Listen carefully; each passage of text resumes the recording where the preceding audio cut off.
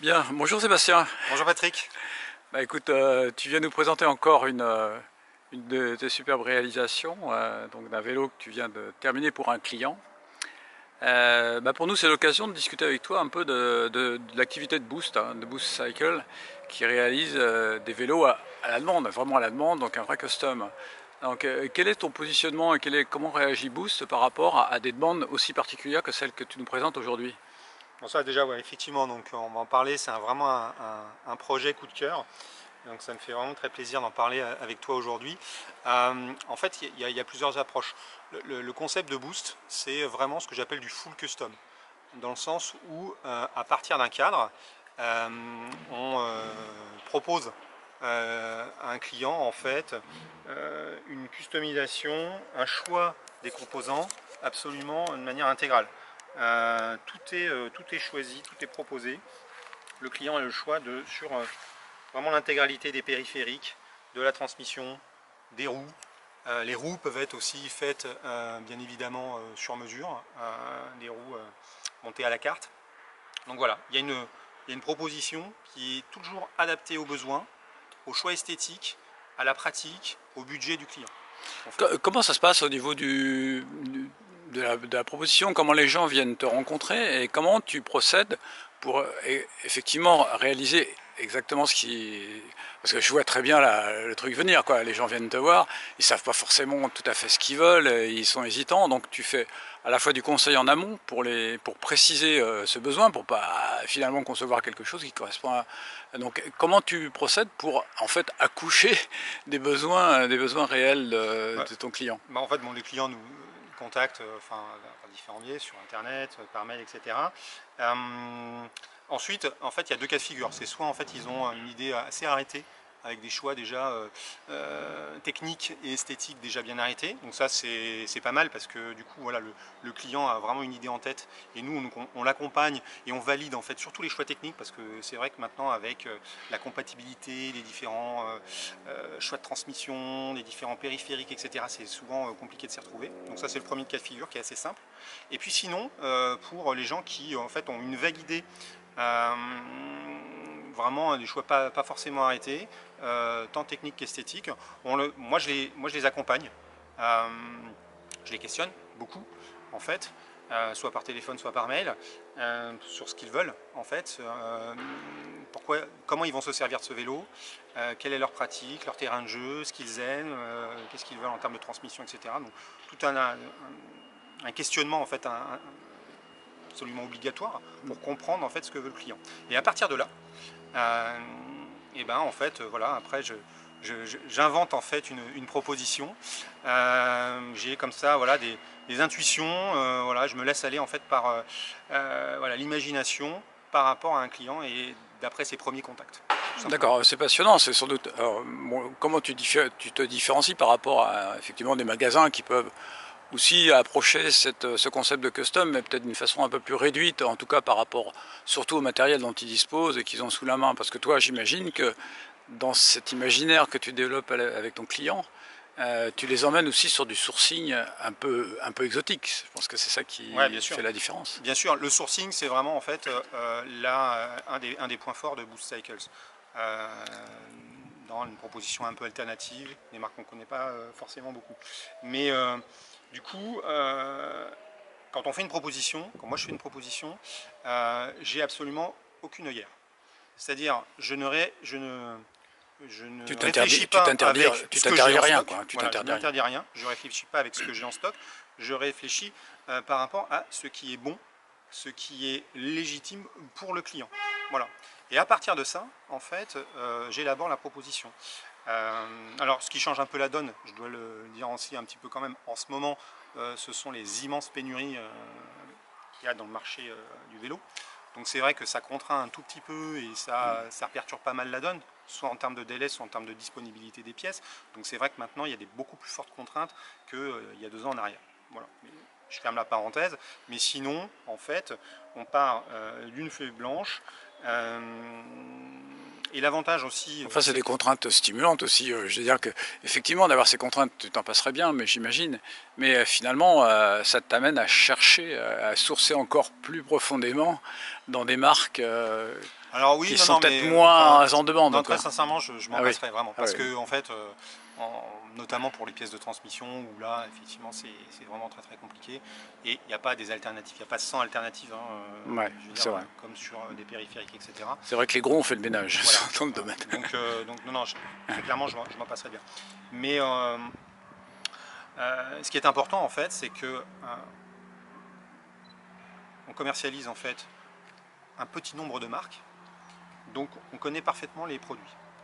Et c'est très important pour les montages, pour assurer en fait un bon fonctionnement des pièces qui vont être installées Oui, parce sur un qu'il faut que vélo. ça marche ensemble. Ouais, Tout ça. exactement, Il y a, exactement. il y a le côté Ouais. esthétique, mais il y a aussi le côté enfin, je dirais, la mécanique cadre quand même un Ouais. certain nombre de choses. Donc il y a Bah des alors, en choses fait, interdites et des choses voilà, c'est possibles. ça. La cohérence, la pertinence en fait d'un choix de transmission par rapport à un choix, une taille de roue, enfin tout ça en fait, il y a une intercompatibilité très très forte pour faire en sorte que le vélo fonctionne super bien et super bien pour le client. Donc D'accord. ça c'est super important. Donc bien connaître en fait le cadre, ses contraintes techniques dans le montage, etc. Les passages, les passages internes, tout D'accord. un tas de caractéristiques techniques qui sont super importantes. Et derrière ça, comme je disais, voilà, il n'y a pas de... Bah, on va Il y tout a de carte suite, blanche. finalement, tu vas tout de suite nous expliquer ça en nous présentant ce vélo, en nous expliquant justement, au travers de cette expérience que tu nous montres aujourd'hui, comment ça s'est passé, comment t'as galéré sans doute, Ouais, bien et sûr. comment tu as trouvé des solutions qui correspondent finalement aux souhaits de ton client qui a dû s'affiner, j'imagine, au fur et à mesure du projet. Ouais, Donc présente-nous ce vélo. Déjà, commençons par le cadre, parce que ouais, c'est un cadre acier, je crois. Hein. exactement. Columbus Life. Donc c'est un cadre CIFAC exhaustif. Donc D'accord. ce projet il est parlant parce que on est sur un cadre complètement custom qui a été réalisé pour le client et donc c'est un modèle unique.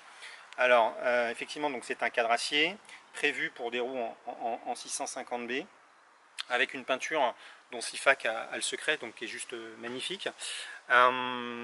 Grosse particularité, donc on le voit à l'avant du vélo. Je vois les damiers qui sont pas faciles à faire en peinture parce que oui. j'imagine le masquage qu'il a fallu faire. Ça évoque un peu la marque Peugeot d'autrefois. Alors il y a un rappel effectivement au monde automobile, Ouais. c'est quelque chose qu'affectionne beaucoup en fait Le client. ouais, pour lequel est prévu ce vélo. Donc il y a, il y a ce petit rappel là. Voilà. Bon, la grosse particularité c'est la fourche type oui. lefty monobras en acier. Donc c'est pas une fourche avec une suspension, c'est vraiment une fourche rigide, mais qui est d'inspiration donc lefty. Voilà, donc le client voulait absolument en fait ce design, qu'il avait vu auparavant d'ailleurs, parce qu'il y a une précédente réalisation chez CIFAC qui avait été faite dans cet esprit-là. Et donc ça l'a inspiré. Et voilà, donc c'est en ça déjà que ce projet, pour moi, il est vraiment génial parce qu'on a affaire voilà, à un produit d'exception en termes de cadre, complètement customisé pour le client, avec des passages en interne pour toute la transmission et les durites qui sont absolument superbement réalisés. Donc CIFAC a fait un excellent boulot. D'accord, donc là, sur ce tu as cadre. commandé le cadre CIFAC au code du client et donc après tu as commencé le montage, mais tu avais sourcé, j'imagine, déjà les produits. Là, la fourche, c'est quoi? C'est une fourche qui vient d'où? La fourche, elle est réalisée par CIFAC. D'accord. Cadre Okay. et fourche réalisé par CIFAC. Voilà, donc c'est eux qui ont fourni ces deux éléments-là. Et derrière, en fait, moi j'ai discuté avec le client sur toute la partie montage, comment agrémenter, comment tirer le meilleur parti en fait de ce vélo, de ce cadre d'exception, des roues jusqu'au choix de tous les composants, bien évidemment, y compris donc tu de as la monté du transmission. Thomson sur la tige de sel et le cintre et potence, j'imagine. Alors le cintre non, on est sur un cintre 3T Super Jaya en carbone pour vraiment une dose de confort et puis pour le dessin qui est vraiment ultra confortable en fait de ce cintre là. Pour aussi apporter une touche un peu légère sur ce vélo, parce qu'on est sur un cintre hyper léger.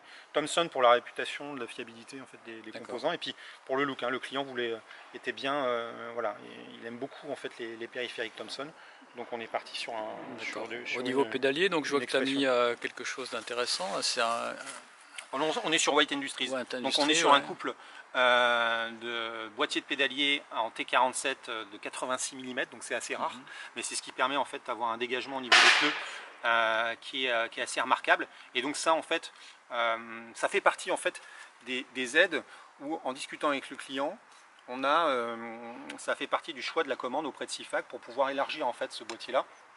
Et non pas rester sur un boîtier classique en BSA 68 mm ou T47 68 mm parce que pour avoir un maximum en fait de clearance au niveau des bases. Ouais, parce que là les bases, on garde des bases droites et qui ne sont pas des bases un peu déportées comme on fait pour effectivement à recevoir des pneus plus larges. Donc ça reste élégant au niveau du cadre et ça permet quand même de passer des gros volumes. Voilà, donc pédalier White Industries, donc c'est une pièce effectivement que moi j'adore, qui est légère, qui est rigide, c'est vraiment une superbe... Tu as aussi les pédaliers Ingrid chez toi qui sont assez chouettes. Donc ça fait partie des pièces superbes. Donc un design, on le voit, hein, qui est vraiment dans les tons noirs, très classe, qui mettent en avant, je trouve, qui servent bien ce cadre, voilà, tout en élégance avec le gris. Donc on est sur une transmission SRAM Force 11 vitesses, agrémentée en fait d'une cassette 1046 de chez E13. Voilà.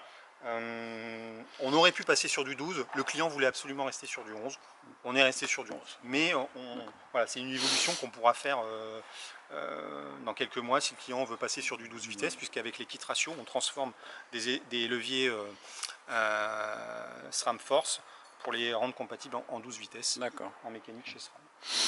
Ok, oui, chez SRAM, maintenant il y a une offre assez large, donc ça permet effectivement d'évoluer. Ok, bon, bah écoute, donc quand est-ce que tu livres alors? Je crois qu'il était impatient. Ah, c'est demain? Demain. D'accord, bah écoute, merci. Pour Bike Café. Hein, merci de ce scoop. Je pense que c'est intéressant pour nous de présenter aussi des entreprises comme la tienne qui offrent une différenciation par rapport à ce que l'on trouve plus classiquement dans des vélos catalogues. Je pense qu'il y a de plus en plus de demandes et nous on observe ce marché différent qui est pertinent par rapport justement au gravel qui autorise de sortir des sentiers battus, si on peut le dire. Bah écoute, merci beaucoup Sébastien d'être venu nous voir et nous présenter ce produit. Merci beaucoup.